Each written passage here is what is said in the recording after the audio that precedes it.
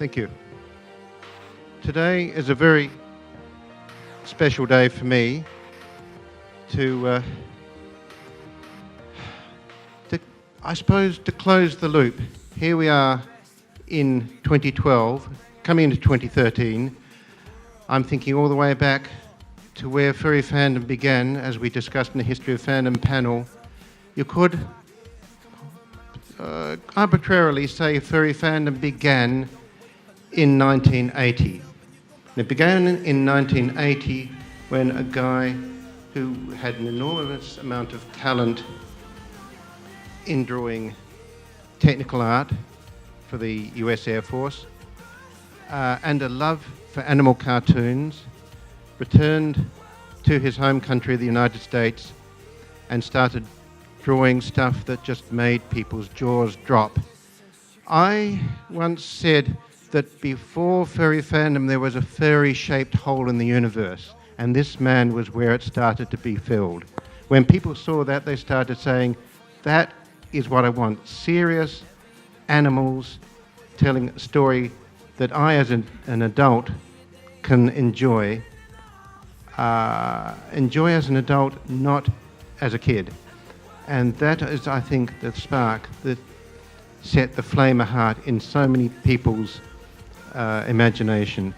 They got to start talking at science fiction conventions. They talked again and they said, who's this wonderful person? What are these wonderful things we see in the art show, we see in the comic that he starts to bring out? And that really was where, as I said, the spark that lit the flame that grew and grew until here we are now. We call ourselves furries. We share the thing in common that we see anthropomorphic animals. This man was the man who actually came up with the term anthropomorphics in this context. And from him came the genre. It satisfies me greatly to know that he is now getting a reward and a recognition, and I hope that with this, every one of you with the opportunity during the course of this convention can meet Mr. Steve Gallacci and discover where your roots came from. I'll hand you over to Paul Kidd. Yes, I've always wanted to see Steve get his just desserts. Look, once upon a time there was a man who had one pure vision. Fox girls with big tits, and he brought us that vision. Oh, he brought us that vision, all right. Science fiction fandom was minding its own business, and then these cat girls appeared, and it was never the same again. He created the movement, well, the ghetto that is furry fandom today. And so, in a way, we owe him everything. That look your parents give you when you try to explain where you're spending this week, you can thank Steve for that. The look the potential girlfriend gives you when you explain to her about your interests. Yeah, he's kind of behind that one too. But Steve's actually a natural-born storyteller. So during the course of the con, bail him up, hear about his current stories, and you can see that although this is where we came from, Steve's still forging ahead and he's still going. There's stories being told, and they are still the best of the best that Furry has to offer. This is what Steve's done. He's always basically set the bar, and the rest of us have hoped that we can live up to the things that he's made. The fandom would not really have existed without this for everything to gel around. It sort of gave a rallying point for everyone to say, holy crap, this stuff can be good. And I owe Steve everything for that, and I think it's absolutely fantastic to have him here. Find his stuff in the trade show, talk with him. He is Steve, and he is coming up on stage now, so we can really embarrass him. Oh!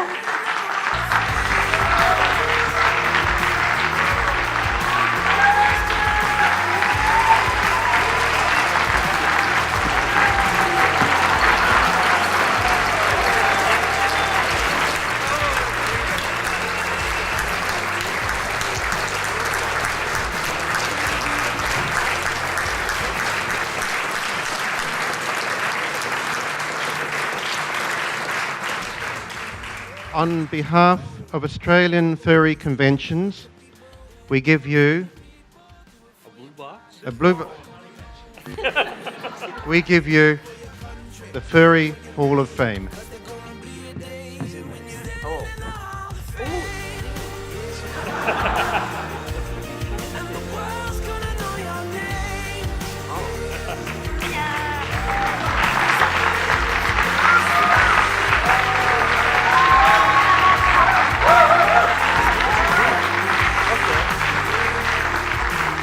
Hi, guys. There we go. Wow. Yo, it's, I'm just some guy. It's like, I'm just this guy, I'm just some content provider. I draw cartoons, I write stories, I do stuff. And ultimately, I simply just do stuff. And I'm lucky enough that it works. The fact that yes, you created the genre, all that. Yeah, but I didn't plan to. I didn't, Your Honor. It's okay. It's because ultimately I'm still just some guy. And if you want to pop by, say hi, and chat about stuff, I'll show and tell and stuff like that. Because I'm just this guy. I'm just, I'm no one special. It just happened to work. And it's okay. And actually, I'm as much happy and thrilled. One of the things I was hoping for when I first started, because albedo, the sort of what started it all, it was originally, and to a certain extent has been an anthology book, because as much as I wanted to show off my story, at least certainly in the beginning, it was other, I was publishing other people. I was the first guy to publish Stan Sakai's Usagi Yojimbo, for example, for big name stuff, but I published a bunch of other people too early on. And seeing especially the art, the caliber of art out there, at this point in time, I'm a really weak B-list artist compared to some of, like Dark Natasha and a lot of other people out there. They're doing crazy good stuff. And for me, that's not more important. It's more satisfying to see that there are zillions of other people out there having fun with it, doing things, creating new material and stuff like that, than the fact that I started it and I'm doing this little thing and I'm chugging along, da da da da da. But you got ultimately you guys should applaud yourselves and all that, because it's not just some guy cranking out some comics. You guys are creative and exciting and you're doing stuff. You're not a passive consumer of someone else's efforts. You guys are creating your own content. You're doing your own costumes. You're doing art. You're doing stuff like that. And that's the part that I really, really enjoy about the fandom and stuff like that, is the fact that it's a participatory thing. It's not just a passive consumer thing. Anyway, other than that, I'm just going to ramble on and stuff like that. So come by, say hi. I'm totally approachable unless you got some bad cooties or something. But like I said, I've no particular pretensions. I'm just some guy, and like I said, I'm just happy that it's worked.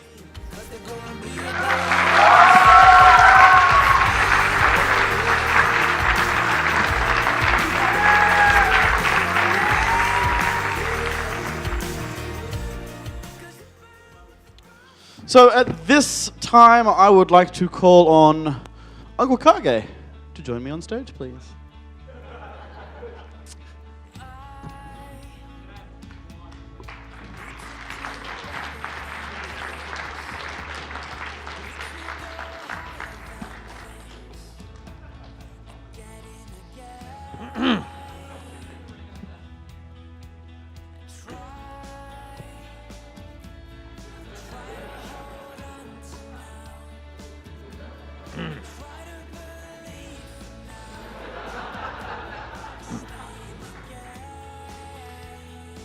it occurred to me, upon reflection, it's been just about 20 years that I've known Tim Sussman now.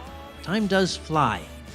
And it also occurred to me upon this self-same reflection that I never did take the time to tell the man just how much I respect him for the writer he has become, for the incredible talent that has blossomed in him, and in short, just how proud of him I am.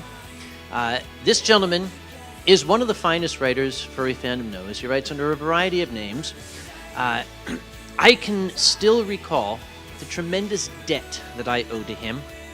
That when I was facing my first professional big-time publication, Doll Books, had a short story of mine in the Mercedes Lackey collection. I sent that story to Tim.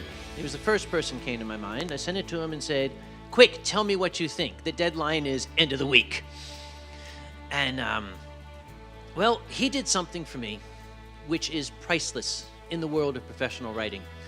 He sent me an email back and he said, "It's good, but the ending sucks."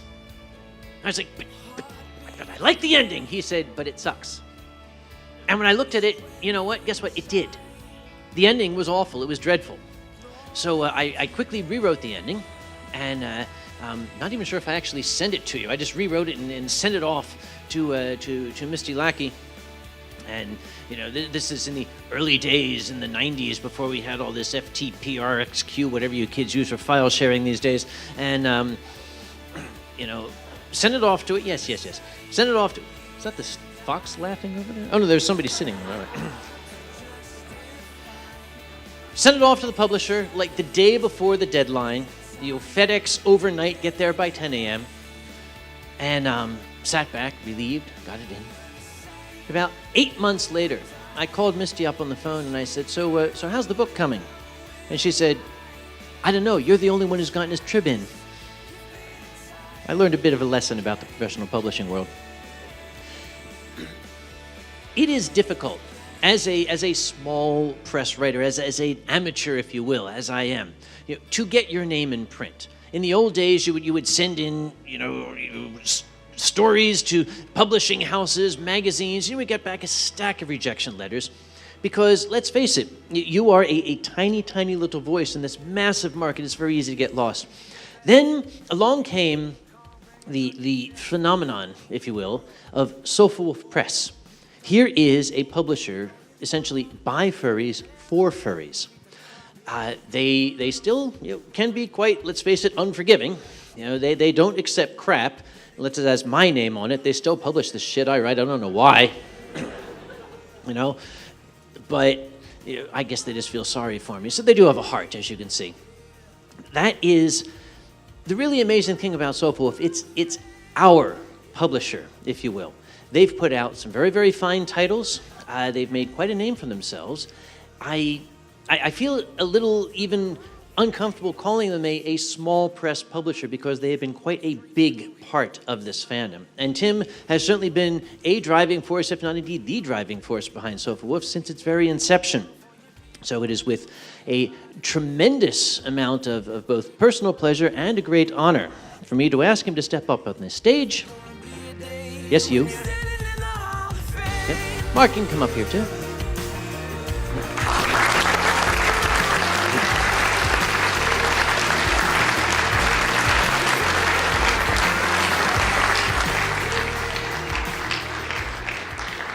On behalf of Australian furry fandom and furries throughout the hemisphere and worldwide, please accept the Furry Hall of Fame from SofaWolf Press. And indeed, congratulations well earned for both of you. So what I'm going to do now is I'm going to thrust this in Mark's hands and say, "Quick, make a speech." Yay!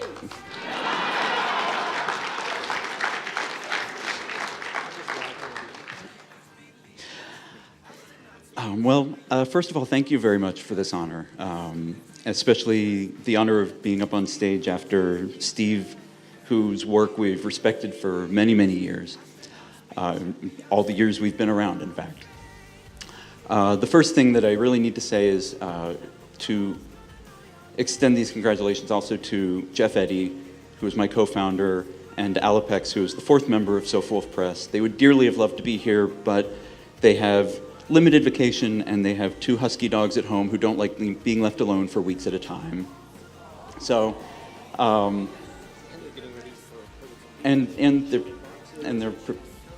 they're doing all the work behind the scenes that lets SofaWolf Press run, while we get to come out here and stand up on stage and see all of you lovely people. So, for the purposes of, are we filming this? For the purposes of the film, could you guys all give a big hand to Jeff and Alapex, please?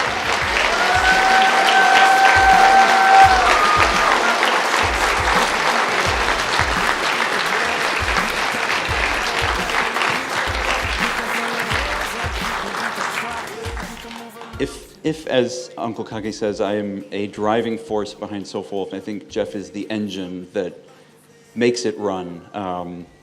He really has been an inspiration to work with, and has been part of what keeps us so professional over the years, which is something that we strive for. When Jeff and I founded SofaWolf Press in 1999, before you were born, we had a purpose behind it, and that was that the furry fandom was creating all kinds of wonderful stories that we felt needed to be presented to the world in a way better than photocopied sheets with black tape binding on the side. And what we found over the years is that the furry fandom has rewarded us in turn by continuing to produce ever more wonderful stories in all kinds of media that we literally cannot keep up with.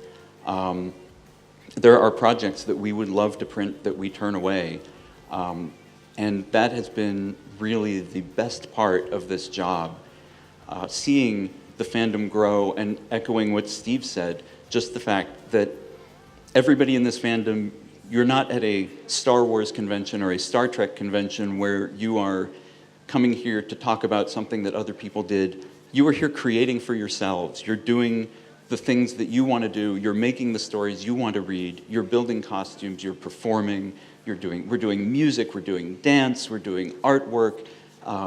In the years that we've been in the fandom, it has been such a joy to watch the creative development all across the world, and to come here and see the same communities that we see in America or that we see in Europe, alive and thriving and creative, is just really wonderful, and beyond the power of my words to express in what I hope will be a short speech.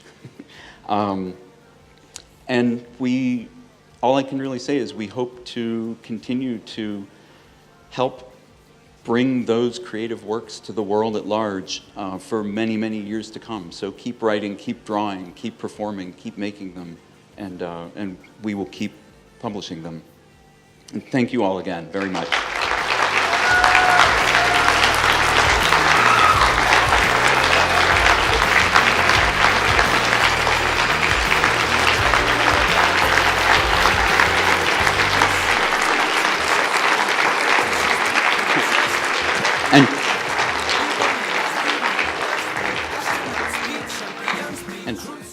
One last comment. As you may have noticed, you need a hat to get into the Furry Hall of Fame, so just be aware of that in the future.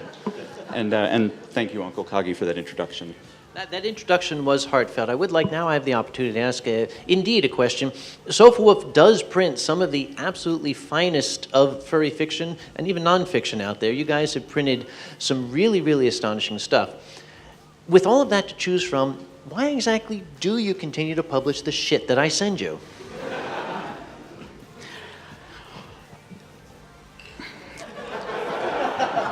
Ask Jeff.